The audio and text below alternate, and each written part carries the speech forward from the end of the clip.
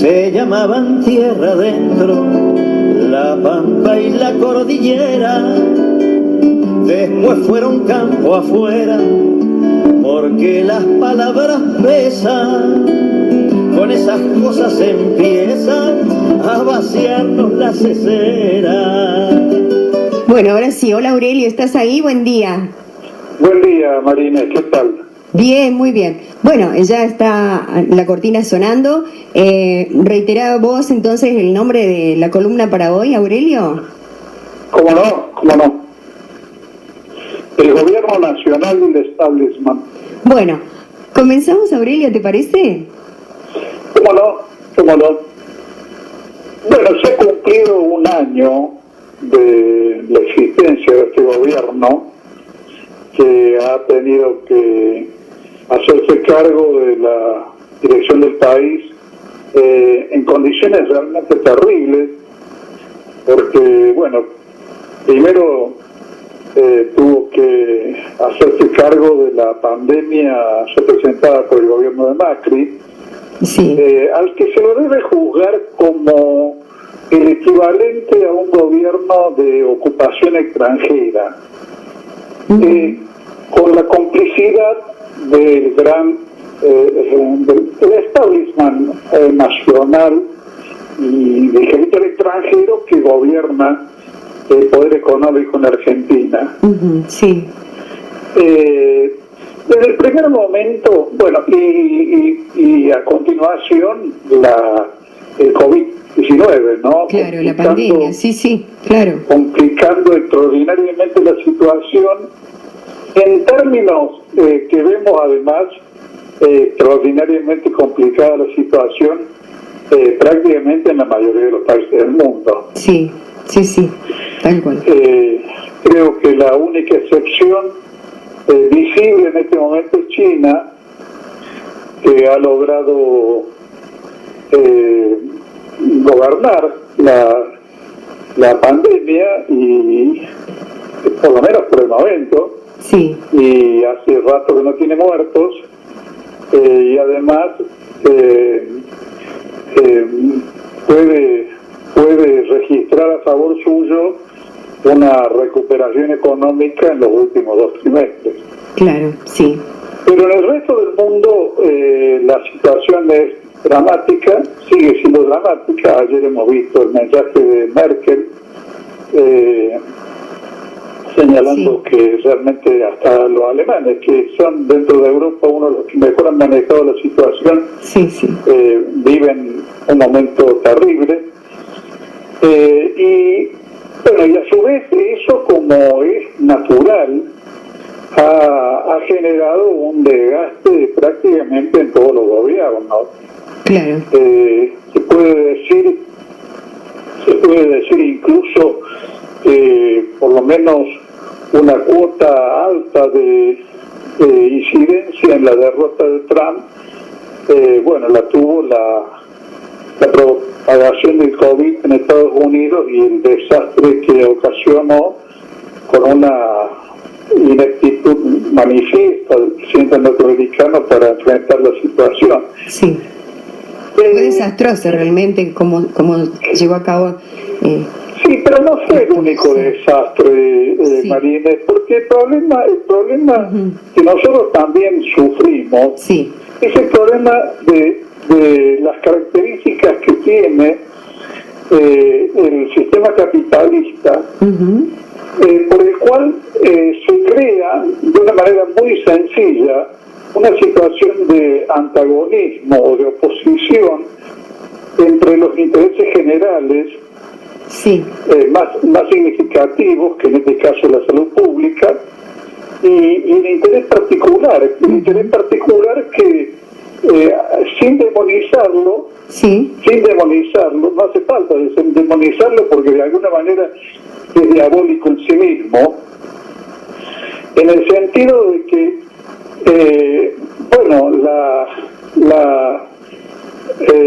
el parate del trabajo, de la producción, ocasiona pérdidas tan dramáticas a escala individual, por decir así, que se pone en oposición a las a los requerimientos del sistema sanitario.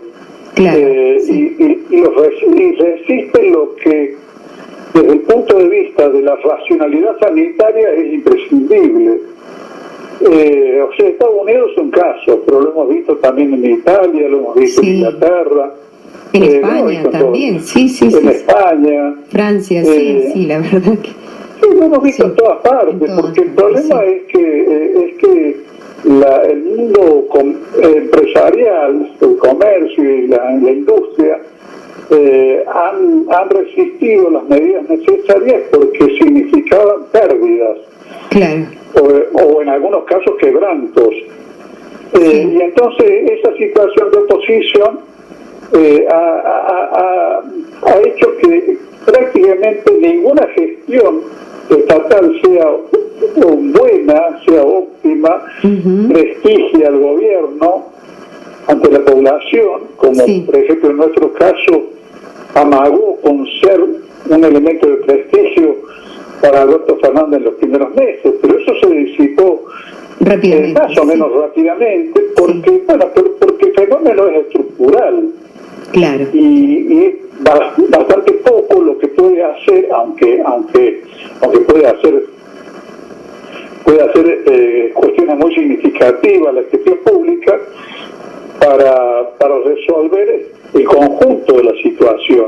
Claro. El Estado, en el mejor de los casos, como ha ocurrido en el nuestro, puede crear un sistema de paliativos para que los sectores del trabajo y el sistema empresario, pequeño y mediano, padezca la situación en menor grado, pero nada más que eso, Claro.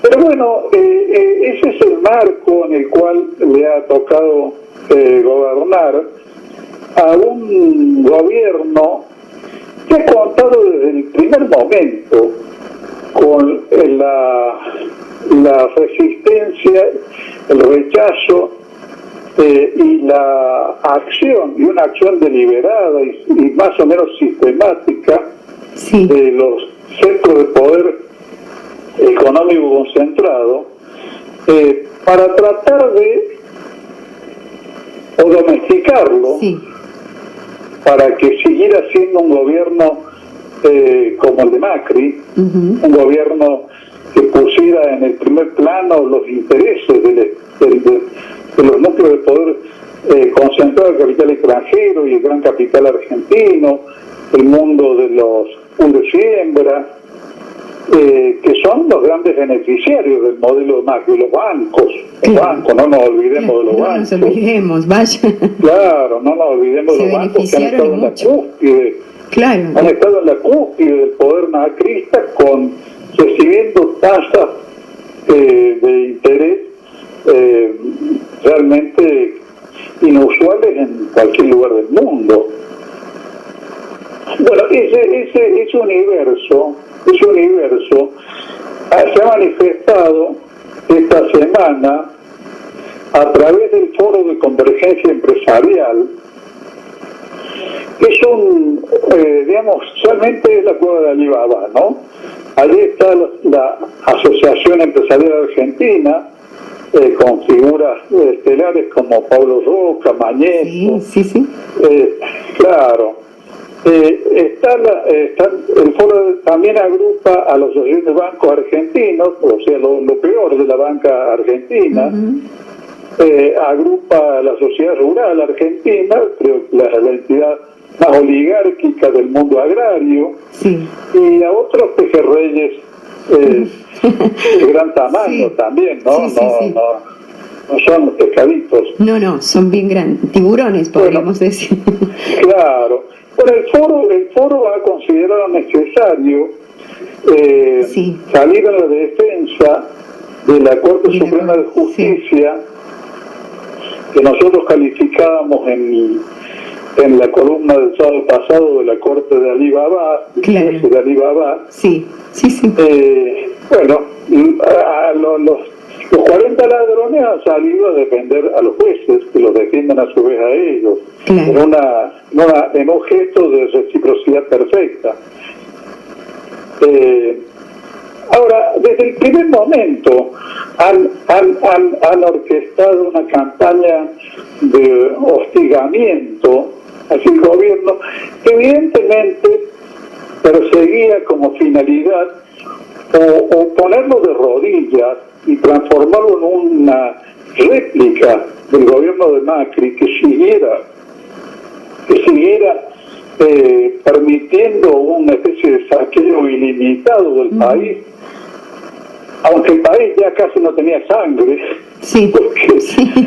porque había sido desangrado por la contracción de una deuda externa monstruosa, los 45 mil millones de dólares del Fondo Monetario, sí. El cierre de una infinidad de empresas pequeñas y medianas, el quebranto general, la caída de las exportaciones argentinas y la entrada indiscriminada de mercadería extranjera que arruinaba nuestra ya debilitada estructura industrial. Bueno, ese modelo que evidentemente tuvo beneficiarios que están justamente agrupados en este foro de convergencia, ese modelo ha desde el principio llevado adelante una acción que o lo ponía el gobierno de rodillas y lo domesticaba, o por lo menos se lograba impedir que se consolide. Claro. Y digamos, y neutralizar toda posibilidad de que se tomaran a cabo las medidas necesarias para restablecer la centralidad del Estado Nacional, que había sido desguazado por el macrismo, digamos, y cierto equilibrio, por lo menos, entre los intereses generales de la población y del país, digamos, y el sistema de las sanguijuelas. Hasta ahora han fracasado en ese propósito, pero ni se han rendido ni se van a rendir. Yo quiero recordar dos o tres cosas que muestran esta acción sistemática, ¿no? Sí. Llevaron a cabo una ofensiva mediática a favor de los deudores externos del país, hasta que la negociación se cerró en los mejores términos posibles, creo yo, sí. Dentro de lo que la situación permitía. Aún así, ahora machacan, y hasta el Fondo Monetario mismo pareciera que machacan, con la cuestión de que ahí fue muy duro con los deudores y entonces ahora no tiene acceso al crédito internacional. Siguen machacando en este momento a favor de un arreglo incondicional con el Fondo Monetario. Han llevado adelante y no se han declarado vencidos todavía una pugna para forzar una devaluación. Sí. Una devaluación que sería catastrófica en un doble sentido, y creo que evidentemente lo saben que no solamente sería catastrófica desde el punto de vista de los intereses generales de la mayoría del país, sino, digamos, con un traslado fenomenal de ingresos a favor de los sectores parasitarios y de la exportación agropecuaria y agroindustrial. No solamente saben eso, sino que además saben que una devaluación impactaría de tal modo sobre el consumo, la posibilidad de sobrevivencia del pueblo argentino, que muy probablemente lo llevara al gobierno a un desastre electoral en la legislativa del 2021. Claro. Justamente, si hacen lo que hacen, persiguiendo ese doble objetivo que a su vez complementan con una política de no rendir divisas. Según aparecieron en información económica de esta semana, hay una cifra que está entre los 4 y los 5 mil millones de dólares no rendidos, y que son una diferencia entre lo que se ha exportado y lo que se ha vendido. Sí.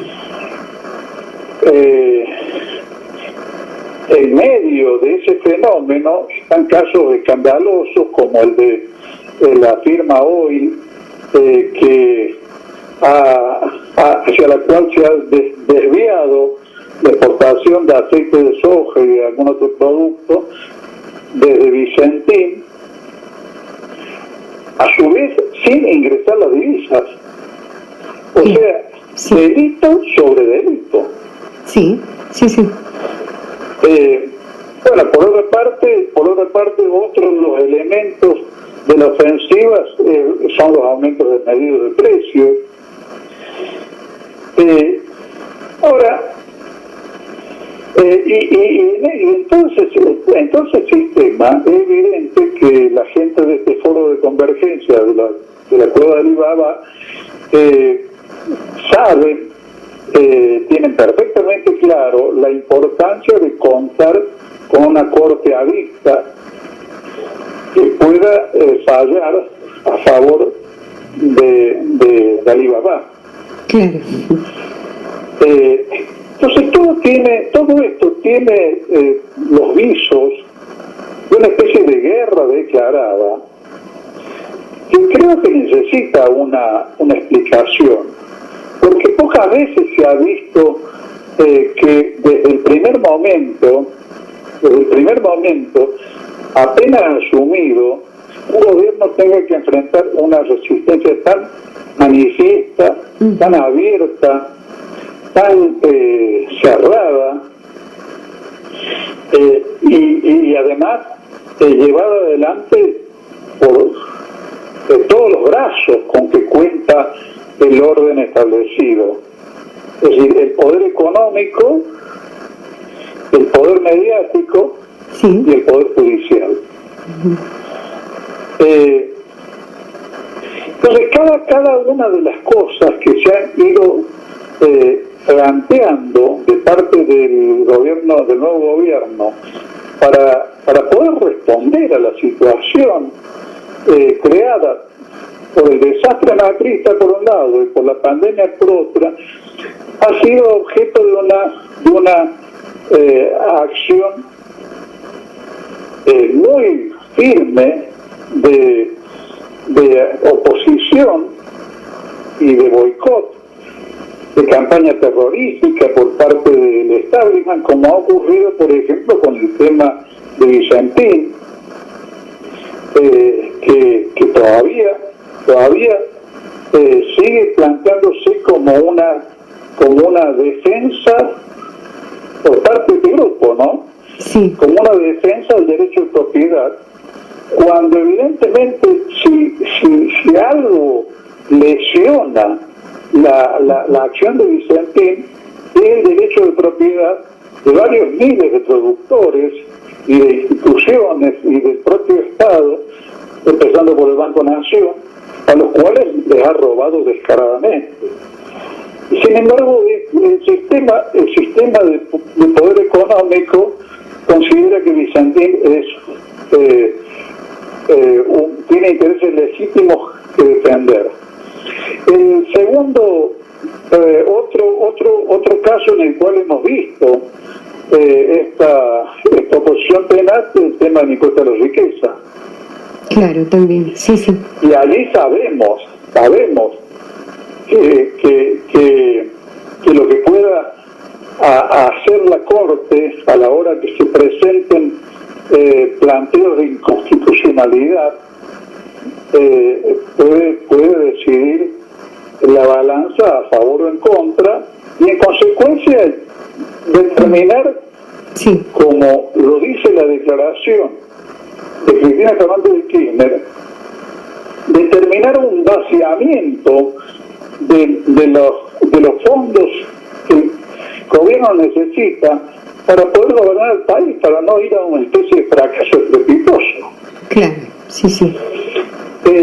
Bueno, otro punto. Habla de dictar fallos para hacer fracasar este gobierno, así lo manifiestan, ¿no? Claro. Ahora, una cosa llamativa, porque no ha ocurrido en esta escala, que yo recuerde por lo menos en las últimas décadas, es el sistema de solidaridad que se establece entre todo este conjunto, defendiendo punto por punto,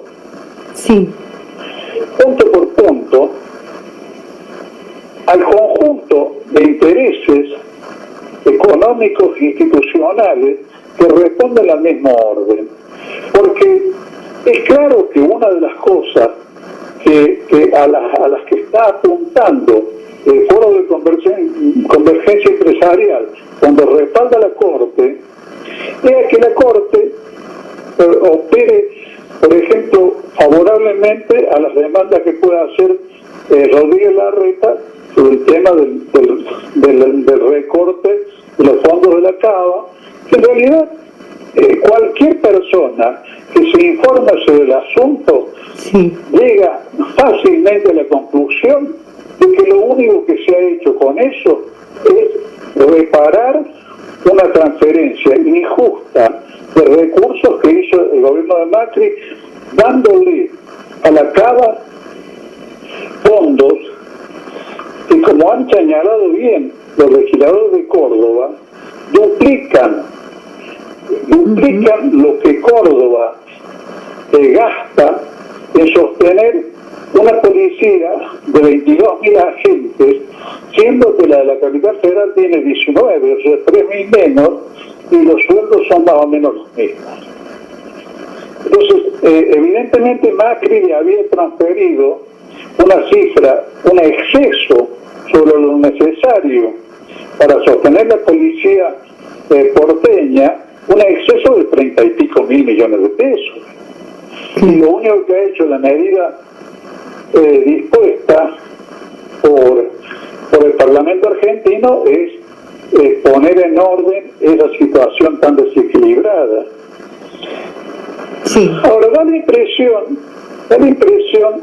de que esto obedece no solamente a una actitud de persistencia en la rapiña por parte de estos núcleos de poder económico, de querer extender a rajatabla las condiciones leoninas que le habían impuesto al país en el periodo de Macri, sino que además perciben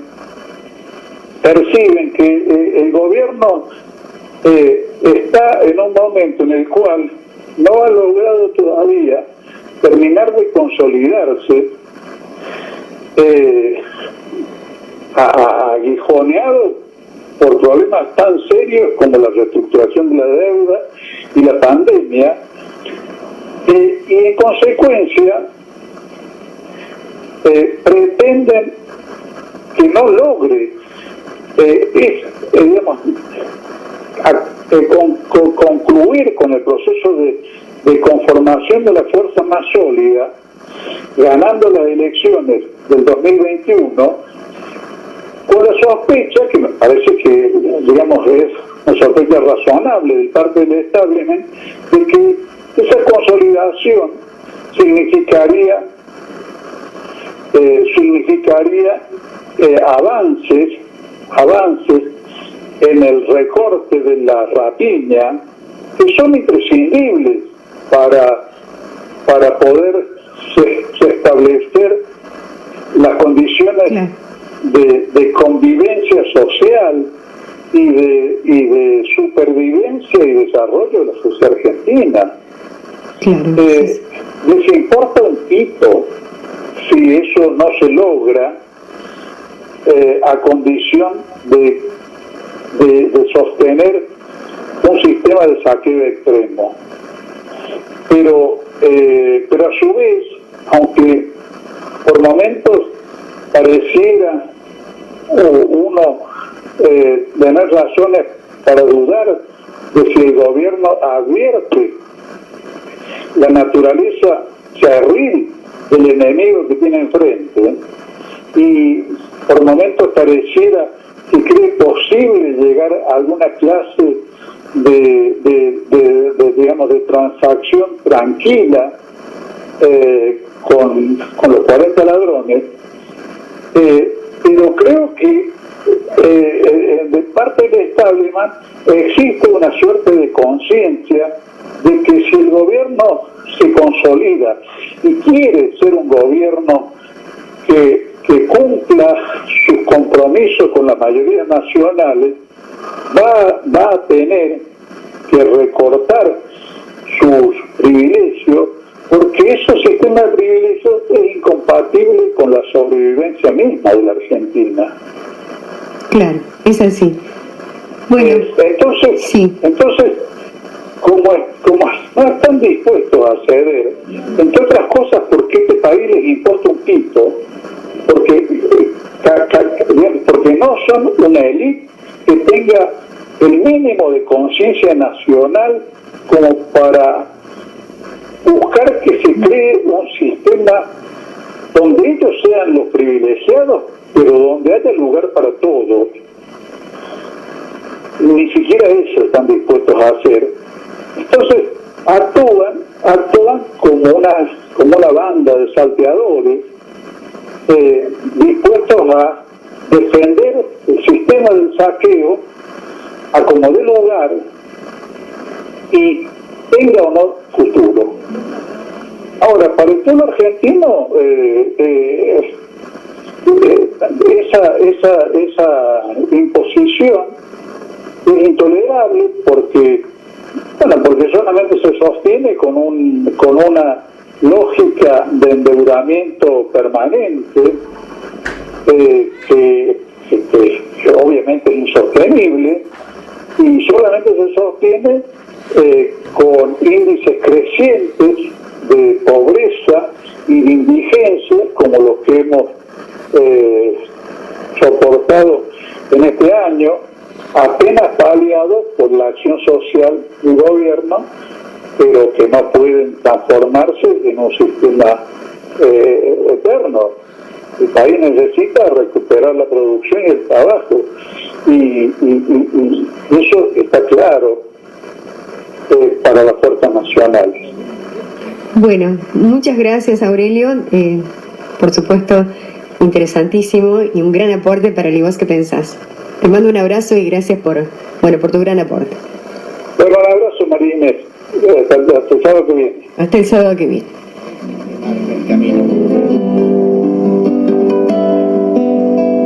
La patria tiene salida con cultura nacional, que es todo lo universal, visto con ojos de criollo, sin comerse los embrollos del cipallaje local.